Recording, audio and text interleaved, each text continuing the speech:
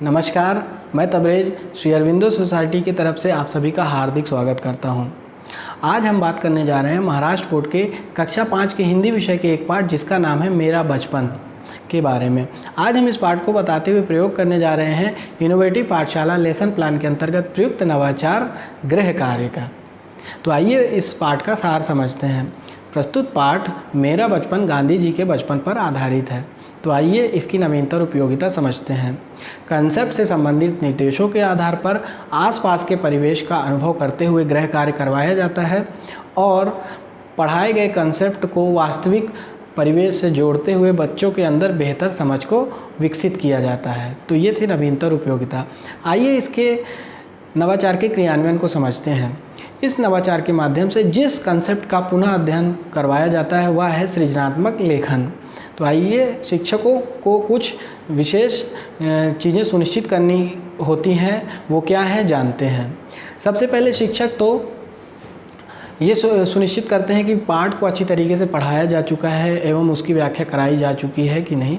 फिर शिक्षकों को कुछ स्टेशनरी कार्य करना होता है, जैसे उनको प्रस्तुत पाठ मेरा बचपन से संबंधित तालिका की कई प्रतियां बनानी होती हैं और ये प्रतियां उतनी ही होती हैं जितनी कि कक्षा में विद्यार्थी होते हैं। फिर शिक्षक उन तालिका की प्रतियों को बच्चों को देते हुए बोलते हैं कि आपको घर जाना है, अपने बड़े बुजुर्गों या अपने अभिभावकों के माध्यम से लोकमान्य तिलक के जीवन से संबंधित कोई भी प्रसंग लिख कर लाना है।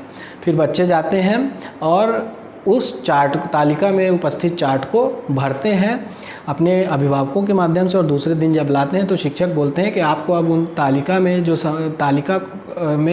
आप चार्ट है उसमें आपने जो जानकारी भरी है उसको आपको खड़े होकर उसकी व्याख्या करनी है। और इस तरीके से शिक्षक बच्चों से प्रस्तुत पाठ मेरा बचपन के से जुड़े हुए कंसेप्ट का पुनः अध्ययन करवाते जाते हैं और जिससे बच्चों को दीर्घकाल तक कंसेप्ट याद रहता है। तो ये था नवाचार का क्रियान्वयन।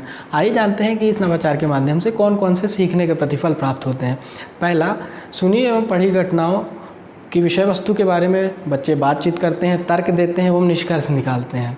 दूसरा, बच्चे भाषा की बारीकियों को समझते हैं एवं खुद की भाषा निर्मित करते हैं। तीसरा, बच्चे अपरिचित शब्दों से परिचित होते हैं एवं उनको शब्दकोश से खोजते हैं। तो ये थे सीखने के प्रतिफल। आइए जानते हैं कि शिक्षकों को क्या ध्यान देना होता है इस नवाचार के क्रियान्वयन के दौरान। पहला, गृह कार्य प्रयोगात्मक एवं अनुभवात्मक होना चाहिए। दूसरा, इस नवाचार की अवधि 20 मिनट निर्धारित की गई है। शिक्षक इसे अपने अनुसार बढ़ा या घटा भी सकते हैं। तीसरा, नवाचार क्रियान्वयन की अवधि का निर्धारण 30:1 के अनुपात में करवाया जाना चाहिए, यानी कि 30 विद्यार्थियों के बीच में एक शिक्षक होना अनिवार्य है।